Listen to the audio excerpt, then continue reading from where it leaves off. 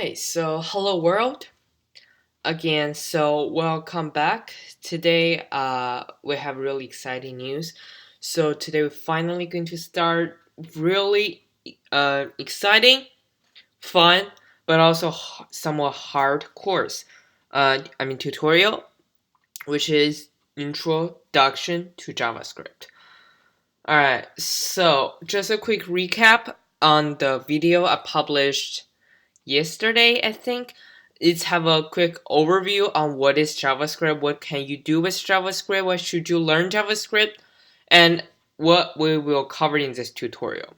Pretty much, everything, we'll need for the JavaScript. Alright, so let's get back to today. Today we're going to learn a really important concept. It's called console, JavaScript console. So to open the console, you'll need to go to, I'm using Chrome right now, which is, you can go there. Or you can use Safari, but I'm pretty sure if it's your first time, you must go through the advanced setting and to allow the developer to prompt up. Alright, so what you can do is there's some ways you can do that, several ways. First, you can right click and you can choose inspect and you can choose console. Or a really quick shortcut for Mac is cmd-opt-j, and it's open the console. For Windows it's ctrl-shift-j to open your JavaScript console. And if you watch the video, just like 1 or 2 minutes video, we introduced a little bit on JavaScript. I introduced a little bit on JavaScript console. Today we are actually going to do some console. So the first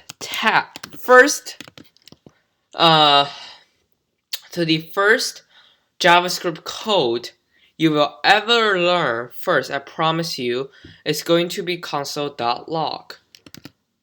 Most likely. And hello world. So we are using ES6, which is currently most current version for JavaScript. And yeah. And JavaScript is a client-side intercepted language, and it's really convenient to learn, since if you install C++, Java, you also need to install a compiler. Even you are doing Python, you still need an interpreter, and sometimes not cool, especially you're gonna download so much library like Flask. But for JavaScript, no. You just need a browser, and that's it. So if I type this, and you can say display hello world. Alright. And I can also do this. For some of you learning some old language such as C, you will know that you usually add a semicolon. Yes, you will add. It's not required in JavaScript anymore, or maybe it's not even required at all. Yeah. So you can add semicolon if you want, which is I'm gonna pretty much do, because the tutorial I learned is from Khan Academy, which is really old, which is recording like 2012, something like that. So they use semicolon, so got a habit, cannot get rid of semicolon. Alright, so we have console.log. But see, these alert thingy, they have different format than these, right? So we are going to do console.warn. It's called a warning, so let's say this is a sample warning. And if I click enter, we return something gonna wrong. And it said uncoded syntax error, invalid or unexpected token. And this is going to be really common, especially if you first time to learn this programming language. Sometimes you just miss a quotation mark and it's not working. And yeah, but now I add the quotation mark back, and here we go. This is a sample warning. And we also can do console.info. Let's see this.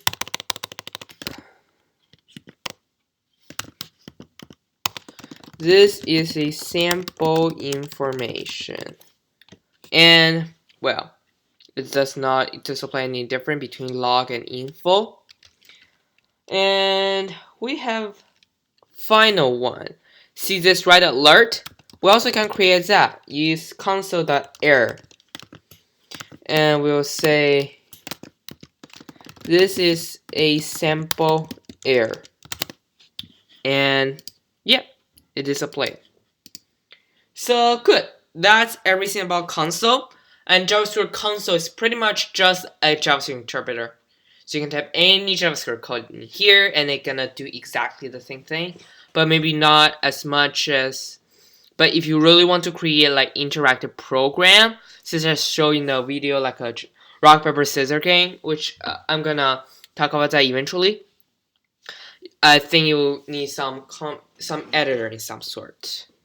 Even it's a cloud editor. Alright. So that is basic console logs such as console.log, console.info, console.warn, and console.error. Now we're gonna learn some data types, but before I go into that, we have one more important concept to go, and that is called variable. And by the way, that's how you make comments in JavaScript, 2 slashes. And this is how you end a multi-line comment. Alright. Yeah, so you can see it's pretty much as the same thing as CSS comment. Alright. So what is variable exactly? Now by the way, my console is getting a little bit messy. I'm just gonna close this and open a new console. Okay, still there. Alright, but it's organized a bit. Good. So variable. In ES6, we have 3 types to declare variable. First is the old one. We can say var x equal to 0. So we just give var variable x a different name, a value, which is a 0. Or if you want, we also can reassign this var2 equal var x equal to 2. We can reassign it how many we want. But so yeah, this is just like the really old one, which is before ES6. Like that, when the JavaScript first came out, it's only had var for only variable declaration. That's how I learned it in 2012. But apparently, we have 2 more. And let's say const. Const is obviously means a constant. And well, we will see what happens. So if I assign const, let's say y equal to 0, good. And if I want to assign constant y equal to 1 again, now as you can see, there's a coded syntax error. It's identified y has already been declared right here, which is mean const can't be reassigned. We also have one more, which is called let. Let's say let z equal to 0, let z equal to 1, and you can see this will not actually allow you to reassign this, but if I do this, let I equal to 0, I smaller than 10, I plus plus, and this is just complex stuff. This is a for loop, which I'm gonna get to this later in the tutorial, and we can say let I equal to 1. And let's do console.log I. So now as you can see, it's working. It's not giving me error, and it's display 10.1 because I'm gonna get to the syntax later when we're doing the for loop one. Alright, but you can see what I want to tell you is let can be maybe reassigned or maybe not. You can see it's not gonna let you straight reassign it, but you can reassign it in a loop some sort. So that's everything about variables. And since I'm watching some late tutorials, I'm just gonna try to get my brain fresh, comment on these constant let, but pretty much I'm gonna use var. Alright, because like that's the most old one and usual one. Alright, so let's back up a bit. We are going to learn some actual data types, and yes, state variable are not one of data types, which is quite surprising. Alright, so there is some ways we can do to know what data type are those.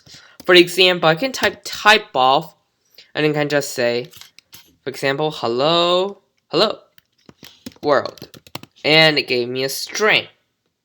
So this is the first type we are going to learn.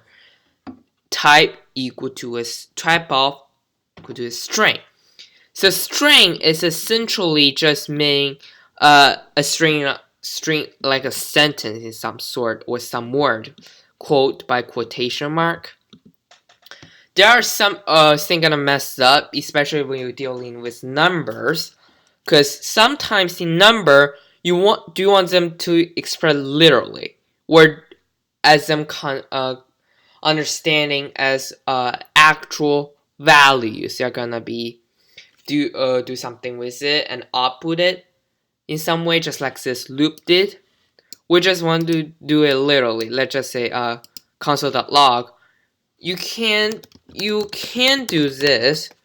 I mean, yeah, you can, but you can also do this. So now you change the type to the string. They have different color. So these two types are different. It will depend when you consider them, and we'll get to them later. So this is how you use type of, and we introduce two type to you, string and number. So here is another one, which is if you have no previous programming experience before, it may sound a little bit confusing. It's called boolean value. So for example, and well, I'm doing boolean, I'm gonna introduce a new way you can do it with type of. So I can say var, let's just say boolean. No, let's just say boolean equal boolean value equal to true, and I'm gonna say type of boolean value, and I got a boolean back. So what is happening? So as a declare variable, that's the name is boolean value, and by the way, this is called camel case. That's how should you write the variable name if it's considered two or more word. You just write the first word just regularly, no capitalization, but capitalize the first character of the second word and so on. So the type of boolean value, I was saying true. You will see that it didn't add string around it, so the JavaScript console considers this as a boolean value. And you can see type of can also accept the variable format. And I can also say type of false, which is going to give me another boolean value. So boolean value is just, is this true or is this false? Is this right or is it wrong? Is this 0 or is this 1, which is binary? Or can this turn on or can this turn off? That's just what is boolean. Alright, so next two is really confusing. Just to prepare for that, I'm gonna do this. I'm gonna create a variable. Let's say age equal to no. Alright, and then I'm gonna say type of age, and I get surprisingly is object. So what is happening there? What does null mean? Well, null is not a reference to non-existing object with no pointer, like in some other language, like in C something. But well, if you never have any previous programming experience before, it's just a special value which is represent nothing, empty, or value unknown. So I didn't assign any actual value to this. So let's see what will happen if we console.log this age. And it's giving me no. No. Alright. Next one is, this time I'm gonna do this. I did nothing. I didn't even add equal sign. By the way, this is another feature that it allows you can declare variable but not add any other values. Not add any values on where you can do like here var age equal to 100. Alright, now you add a value to it. It's working. Or if you really want to test, so let's just say var a equal to 0, or var a and var a equal to 0. So it's working. And let's do this. I'm gonna say var b. Alright, so I didn't get any values. Let's see what will be if I say tab of b. It gives me a number. Do I assign b previously? I don't think. Okay. Alright, but I didn't actually assign a value to it, so let's just say type of undefined. Undefined. Alright, so there's some error I'm gonna figure out later. So type of undefined. So what's that mean? The meaning of undefined means the value is not assigned. Some people gonna mess up undefined with no easily. Alright? Undefined and no. So no is mean I don't know what value is, whereas empty, whereas nothing. But for undefined, it means it's not assigned a given value. Alright? And there's an object value, which we're seeing in here, which is we can store. Actually, we can do this. Let me get my for loop. Let's say, can I store them in a variable var x equal to this? Let me var for loop equal to this, and let me. Okay, never mind. It cannot do that. Alright. There's an object. We see this anyway in this null. And we also have symbol for special symbols. Alright, I'm not gonna use that commonly, so I'm not gonna show anything.